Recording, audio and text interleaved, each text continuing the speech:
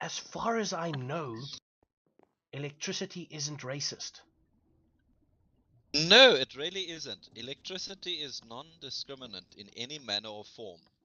You see, the thing is, he's busy claiming that the electricity supply or the infrastructure was for white people exclusively. To an extent, that may have been true in in the middle of apartheid, but in all honesty, I have not been alive long enough to really experience apartheid. I think I was like 9, 10 when apartheid ended. Yeah, and you wait. No, you're about a year older than I am. Yeah. I was in grade 7. That was 94 for me. So you were grade 8. So you were in high Oh, school, okay, so it was a basically. little bit older. Yeah. Yeah. Okay. Yeah, Now, 94. Yeah, okay. Yes. on So, on but that I mean, on still not. on that Yeah. note, like you say, it doesn't affect you. I've met black people. Now, one other thing the YouTubers, the people watching this, have to know is in South Africa,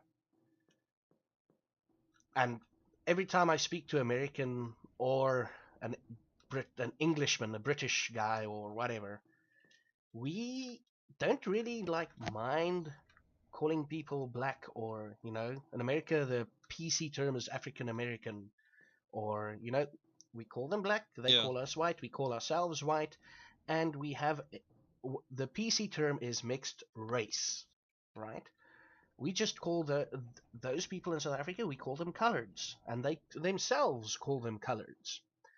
Now, I worked with a black lady during my bookshop days, right? Yeah. And she is, I think, 2 years younger than I am, right? Maybe 3. And I'm like, the one night I went to her and I'm like, hey, so please tell me, I mean, call me an idiotic white man, whatever. Call me an idiotic boer, whatever. But, Yeah. and then I asked, like, shouldn't you not worry about apartheid anymore? Because, I mean, at that stage, it was like 14, 15 years ago, 16 years ago. And she looked at me and she said, now, we're friends, right? So she's allowed to say these kind of things to me. She looked at me and she's like, fuck you, you white man. And I started laughing. I'm like, okay, cool. Please explain. And she said, you did not have to worry whether or not your parents would come home from work during the day. You would not have to worry that your parents would be either in jail because of their color, right? And I'm talking here literally 3 years difference between me and her, Yeah. right? So she was at the end of apartheid, but she still experienced the worst part of it. She Yes. said she wouldn't know if if she went to school the morning, she really did not know whether or not she would see her parents again that afternoon. So that Look, is yeah. the gist of it. I mean, I know it's been 20 freaking years, okay? Sometimes there's a line you have to draw somewhere. It's been 20 years, right? It's Mm. really, how long are they gonna still play that card, right? See, the I might problem sound like is a it racist is bigot a. or an ignorant or whatever, but still, come on. No, I don't think so. Because let me tell you, right? From my perspective, okay, yeah, there's still a lot of racism, but there's a lot of racism in the world, right? The whole world is racist, Hmm. and it's a very difficult thing to stop. And in all honesty, I've never actually got it. I have never understood racism in any sense of the form. I mean, yeah, sure, I was alive during the tail end of apartheid, but you know, coming back to the power thing, yes, the apartheid government may have restricted access to power to the black people, but that's not a case of what we have anymore. See, what they did is it's about infrastructure where power is available. And in the informal settlements and places where the apartheid government forced the black people to live, yeah, sure, there wasn't any power, but that doesn't exist anymore. There's no more restrictions on where people are allowed to live. There's no more restrictions on where people are allowed to go. Yeah. And, it's all the same. All the same. People can live anywhere. So to claim that it is the apartheid government's fault that we are suffering load shedding now it's just a scapegoat, because number one, it's been 20 years. Problem could have been fixed. Number two, people are allowed to live wherever they want. So, I mean, electricity can't discriminate. If you are living in a built up area, you have the infrastructure. Mm. And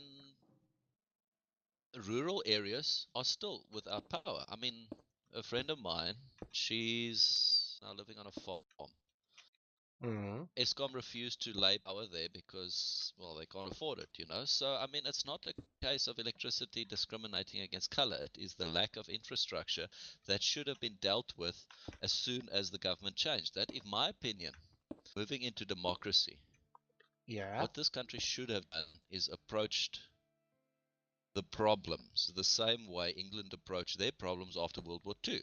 Churchill came up with a list of 10 what he called social evils and how to solve the problem.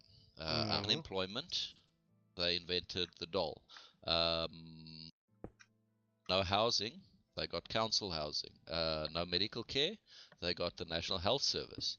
And they took the problem head on as they regained their hold after World War II. The country was broke. England was broke. So they took a approach of fixing the problems first before anything else, and it worked for them. We should have done the same thing 20 years ago. We should have.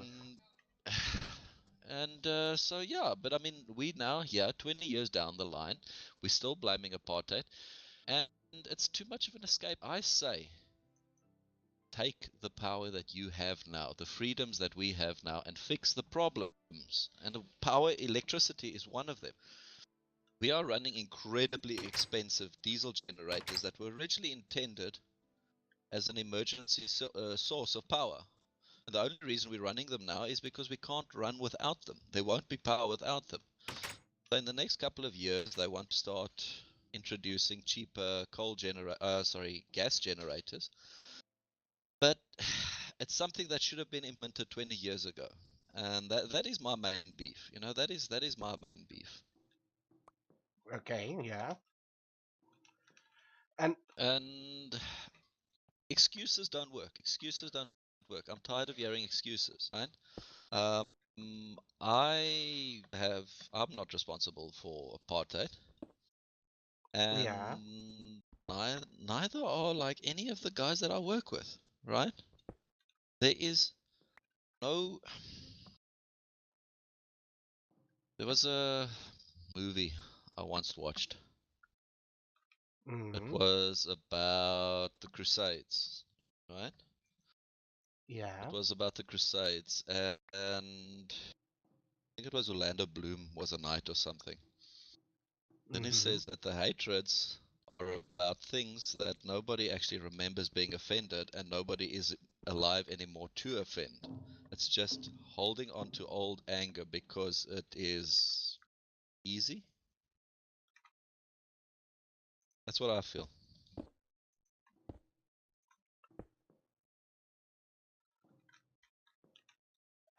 The thing, That is my opinion.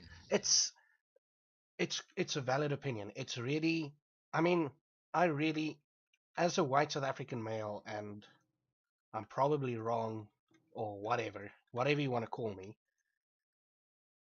but I I'm with you on that, right? And people can talk to us in the comments below or whatever and tell us we're wrong. But I'm with you. I agree with you 100%. Now, onto the still on the power thing. They have now gone and said that the power, it's not apartheid's fault anymore. It's Jan van Riebeek's fault. Yeah. Again, I never got that. how does that work? How do you come back from Yeah, it? I How do don't. you what? What the hell? Look,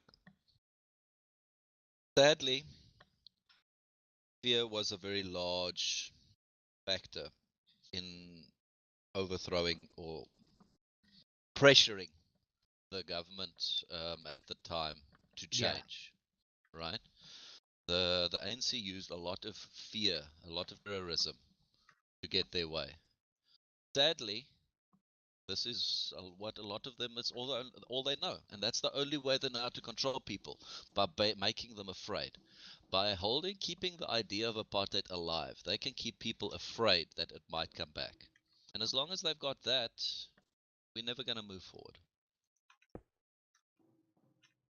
And if apartheid's now getting old and they don't want, and it's not as effective as it was anymore, then find somebody else to blame, because blaming somebody is always the easiest way. It means you never have to take responsibility for yourself. It means you never have to rule the country the proper way.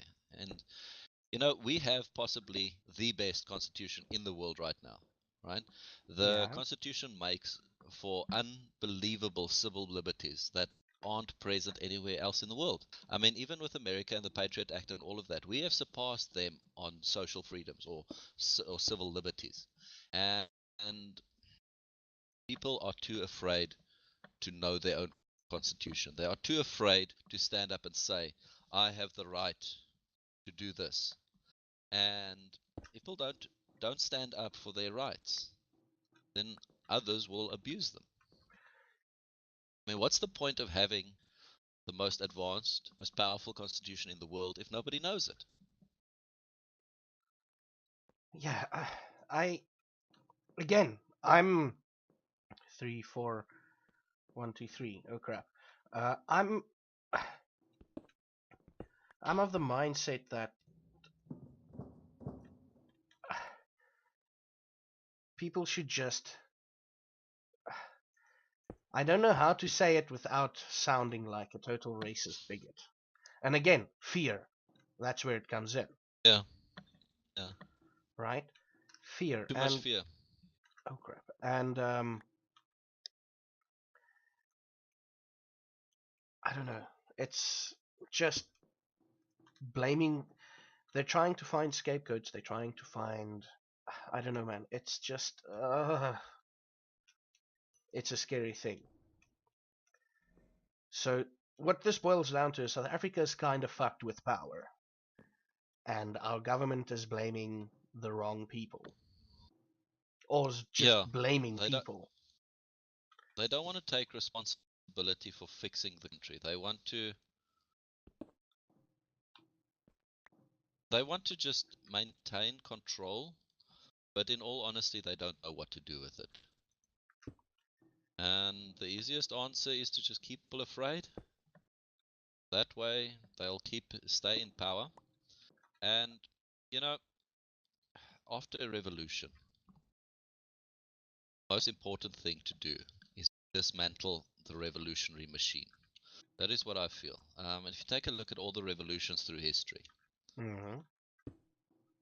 every single time the revolution succeeded, the first thing that was done was dismantling the revolutionary machine and setting up a new government for the new society, right? Um, that never happened here, unfortunately. What should have happened at the end of apartheid is all the old parties should have just been dissolved, and the ANC itself should also have been dissolved, and it should have been decided, right? We have this wonderful, wonderful constitution that gives us civil liberties that we have never known as. During the apartheid time, we weren't really a democracy. We were more of a nationalist government. Very few civil liberties, but technically still a democracy. Well, not really, but yeah, the government had a lot more control. Whereas now we have this amazing constitution, yet we've got all the old thinking. We've still got all the old ways of doing things. All the parties should have been dismantled and new parties should have been formed along certain ideas. And until that happens, the revolution is not over. It is gonna keep on going until the revolutionary machine is become so old and so outdated that nobody really knows what to do anymore. And I think that with the emergence of parties like the EFF, Mm. which are a bunch of nut jobs, and they should never be allowed any real form of power, Mm-hmm. they are doing more good than anybody else. And that's a scary thought.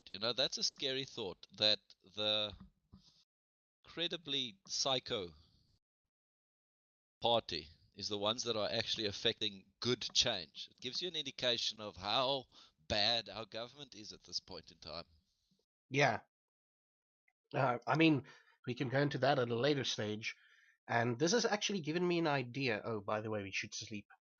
Um, Sleep. this has actually given me an idea to actually start a podcast where you can talk about Yeah. stuff like this. Yeah. We We'll should call try that. this one the Minecraft podcast.